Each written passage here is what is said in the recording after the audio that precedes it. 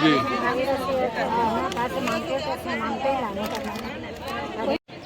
ਅਸੀਂ ਗਾਜਰ ਸਟੇਸ਼ਨ ਤੋਂ ਆਏ ਹਾਂ ਤਾਂ ਸਾਨੂੰ ਮੰਗ ਤੋਂ ਬੜੀ ਸਹੂਲਤ ਸੀ। ਸਾਨੂੰ ਉੱਥੋਂ ਲੱਭਦੇ ਸਨ ਤਾਂ ਅਸੀਂ ਬੜੀ ਸਹੂਲਤ ਨਾਲ ਲੈਣੀ। ਇਹ ਤਾਂ ਅਸੀਂ ਹੁਣ ਜ਼ਲੀਲ ਪਏ ਹੁੰਦੇ ਆ।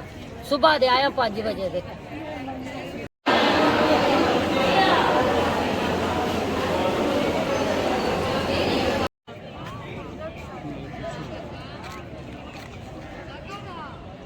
ਅਸੀਂ ਜ਼ਲੀਲ ਦੁਪਹਿਰਾ ਦੀ ਕਰੂਗੇ ਮੇਰੇ ਪੈਸੇ ਨਹੀਂ ਮਿਲਦੇ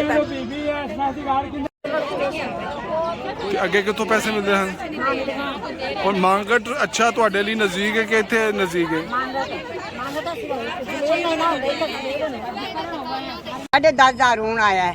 ਪਹਿਲੇ ਤੁਹਾਨੂੰ ਕਿੰਨੇ ਮਿਲੇ ਨੇ? ਮੈਨੂੰ ਅਲੀ ਨਹੀਂ ਮਿਲੇ, ਮਿਲ ਰਹੇ ਅਲੀ ਨਾ ਮੇਰਾ ਅੰਗੂਠਾ ਨਹੀਂ ਯੂਜ਼ ਹੋ ਰਿਹਾ, इस्तेमाल हो रहा है। औरत दे कोई पैसे ना कटे थे? नहीं कटे, नहीं की।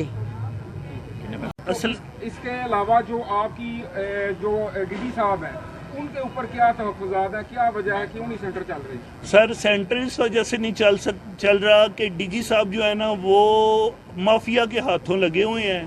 माफिया की वजह से ये मेरी डिवाइसें बिला वजह बंद कर रहे हैं, बगैर एलिगेशन के पकड़ते हैं। कभी ये कुछ इल्ज़ाम लगाते हैं, कभी कुछ लगाते हैं। जब हम प्रूफ मांगते हैं तो ये आगे से हमें झिड़क देते हैं। यही वजह है कि ये कोई भी एजेंट जो है वो काम करने के लिए तैयार नहीं है।